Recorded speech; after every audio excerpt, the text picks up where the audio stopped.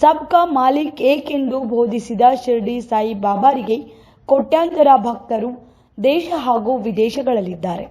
ಮಹಾರಾಷ್ಟ್ರ ರಾಜ್ಯದ ಶಿರ್ಡಿಯಲ್ಲಿ ಭವ್ಯವಾದ ಮಂದಿರವಿದ್ದು, ಕರ್ನಾಟಕದ ಹಲವಾರು ಭಕ್ತರು ಶಿರ್ಡಿಗೆ ತೆರಳಿ ಸಾಯಿಬಾಬಾರ ದರ್ಶನ ಪಡೆಯುವುದು ಸಂಪ್ರದಾಯ. ಹೀಗೆ ಶಿರಡಿಗೆ ಹೋಗಲಾಗದ ಭಕ್ತರ ಸಲುವಾಗಿ ಐತಿಹಾಸಿಕ ಗುಮ್ಮಟನಗರಿಯಲ್ಲಿ ಒಂದು ಭವ್ಯ ಮಂದಿರವನ್ನ ನಿರ್ಮಿಸಲಾಗಿದೆ. ಹೊಸ ವರ್ಷದ ದಿನದಿಂದಲೇ ಇಲ್ಲಿ ಸಾಯಿಬಾಬಾ ಮೂರ್ತಿ ಪ್ರತಿಷ್ಠಾಪಿಸಿ ವಿವಿಧ ಕಾರ್ಯಕ್ರಮವನ್ನು ಹಮ್ಮಿಕೊಳ್ಳಲಾಗುತ್ತಿದೆ.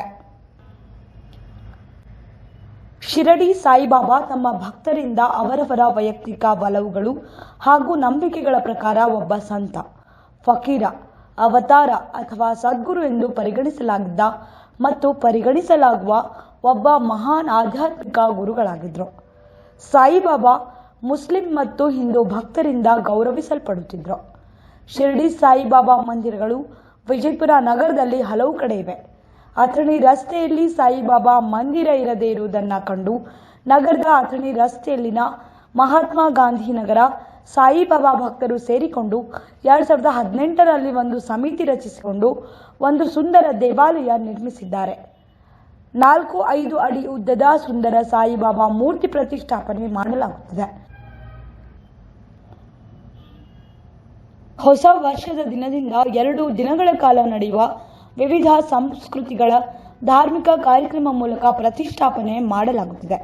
ದಿನಾಂಕ 1ರಂದು ನಗರದ ವಿವಿಧ ಮುಖ್ಯ ರಸ್ತೆಗಳಲ್ಲಿ ಭವ್ಯ ಮೆರವಣಿಗೆ ಮೂಲಕ ಸಾಯಿಬಾಬಾ ಮೂರ್ತಿ ಪ್ರತಿಷ್ಠಾಪನೆ ಮಾಡಲಾಗುತ್ತದೆ. ಇನ್ನು ಈ ಮೆರವಣಿಗೆಯಲ್ಲಿ ಪಂಢರಪುರ ವಾರಕರಿ ಸಂಪ್ರದಾಯದ ನೃತ್ಯ ಗಮನ ಸೆಳೆಯಲಿದೆ ಎನ್ನುತ್ತಾ ದೇವಸ್ಥಾನದ ಕಮಿಟಿಯವರು ಮಾತನಾಡಿದರು. ಇನ್ನು 2 ದಿನಗಳ ಕಾಲ ನಡೆಯುವ ಭವ್ಯ ಕಾರ್ಯಕ್ರಮದಲ್ಲಿ ಹಲವಾರು ಗಣ್ಯರು, ಸಾಧು ಸಂತರು ಭಾಗವಹಿಸಲಿದ್ದಾರೆ. ಕರಡಿ ಮಜಲು, ಡೊಳ್ಳು ಕುಣಿತ, ಸಾಂಪ್ರದಾಯಿಕ ನೃತ್ಯಗಳ ಜೊತೆಯಲ್ಲಿ ಡಿಜೆ ಆಕರ್ಷಿಸಲಿದೆ. ಅಲ್ಲದೆ ಇದೇ ವೇಳೆ ಸುಮಾರು 2,000 ಮುತ್ತೈದೆಯರಿಗೆ ಉಡಿ ತುಂಬುವ ಕಾರ್ಯಕ್ರಮ ಹಮ್ಮಿಕೊಳ್ಳಲಾಗಿದೆ. ಇನ್ನು ಈ ದೇವಸ್ಥಾನ ನಿರ್ಮಾಣಕ್ಕೆ ಸಾರ್ವಜನಿಕರು ತನು ಮನ ಧನದಿಂದ ಸಹಕಾರ ನೀಡಿದ್ದು ಮಂದಿರವನ್ನು ಭವ್ಯವಾಗಿ ನಿರ್ಮಿಸಲಾಗಿದೆ. ನಮ್ಮ ಕಾಲನಿಗೆ ಅವಶ್ಯಕತೆ ಆದಂಥ ಒಂದು ಮಂದಿರ ಬೇಕಾಗಿತ್ತು.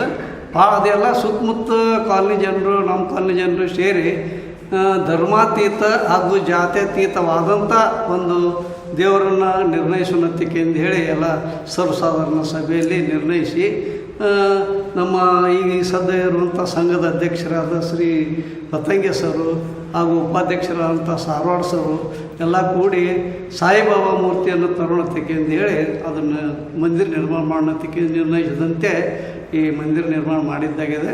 ಇದಕ್ಕೆಲ್ಲರೂ ಸಹಾಯ ಸಹಕಾರ ದೇಣಿಗೆ ಹಾಗೂ ಸರ್ಕಾರದ ಅನುದಾನ ಸಹ ಸಿಕ್ಕಿದೆ. ನಮಗೆ MLA ಅವರ ಅನುದಾನ ಮತ್ತು ಕೆಲವೊಬ್ಬರು ದಾನಿಗಳು ಏನಪ್ಪ ವಸ್ತು ರೂಪದಲ್ಲಿ ದಾನವನ್ನು ಕೊಟ್ಟಾರೆ.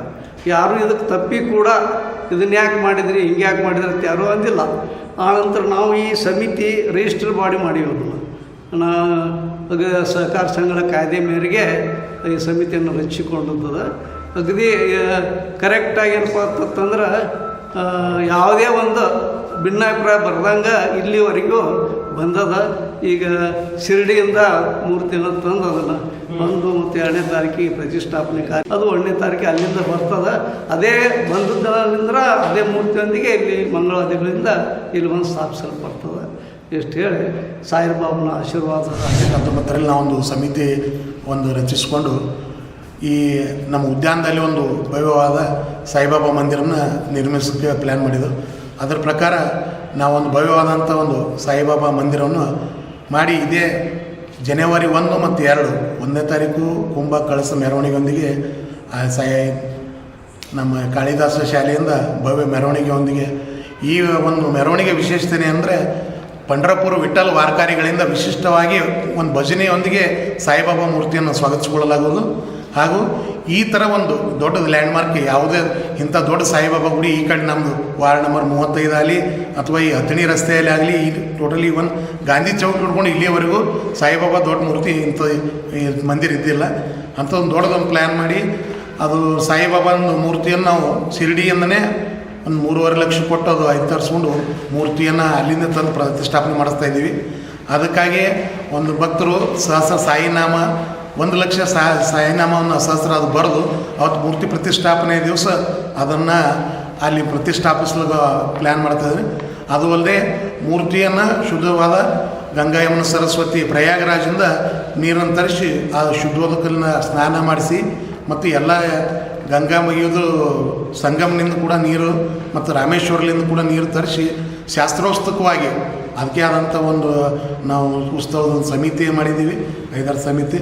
ಅದರ ಪ್ರಕಾರ ಒಂದು ಭವ್ಯವಾದ ಮೆರವಣಿಗೆಯೊಂದಿಗೆ 1ನೇ ತಾರೀಕು ಅಲ್ಲಿಂದ ಕಳಶ ಕುಂಭ, ಕಳಸ, ಕರಡಿ ಮಜಲು, ಡೊಳ್ಳು, ಬಾಜಾ ಭಜಂತ್ರಿಗಳೊಂದಿಗೆ ಮತ್ತು ಡಿ ಜೆಯೊಂದಿಗೆ ಸ್ವಾಗತಿಸಿಕೊಂಡು ಅವತ್ತು ಸಾಯಂಕಾಲ ಹೋಮ ಮತ್ತು ಆ ದಿವಸ ಒಂದಷ್ಟು ಬಲಿ, ಕ್ಷೇತ್ರ ಬಲಿ ಅದು ಏನಿರೋ ಎಲ್ಲ ಪೂಜಾ ವಿಧಿವಿಧಾನ ಮಾಡಿ ನೆಕ್ಸ್ಟ್ ಡೇ ಮಾರ್ನಿಂಗು ಗಣೇಶ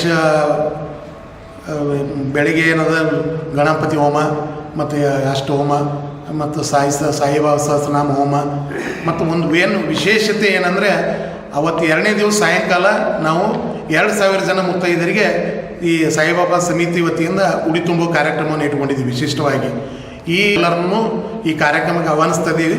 ಇದೊಂದು ಮಾದರಿಯಾದಂಥ ಕಾರ್ಯಕ್ರಮವನ್ನು ಮಾಡಿ ನಾವೊಂದು ಈ ಸಾಯಿಬಾಬಾ ಸಮಿತಿಯಿಂದ ಈ ಎಲ್ಲ ಸಮಾಜಕ್ಕೆ ಒಂದು ಒಳ್ಳೆಯದಾದಂಥ ಯಾವುದಾದ್ರೂ ಸಾಮಾಜಿಕ ಕಾರ್ಯಗಳನ್ನು ಮಾಡ್ಬೇಕಂತೇಳಿ ಬರೀ ಮೂರ್ತಿ ಪ್ರತಿಷ್ಠಾಪನೆ ಪೂಜೆ ಅಲ್ಲದೆ ಸಮಾಜಕ್ಕೆ ಒಂದು ಕೊಡುಗೆಯಾಗಿ ಒಂದು ವಿಶಿಷ್ಟವಾಗಿ ಮಾಡೋಣ ಅಂಥೇಳಿ चांदनी फंक्शन हॉल का बड़ा धमाका ऑफर 15 साल पूरे होने की खुशी में 35% का डिस्काउंट।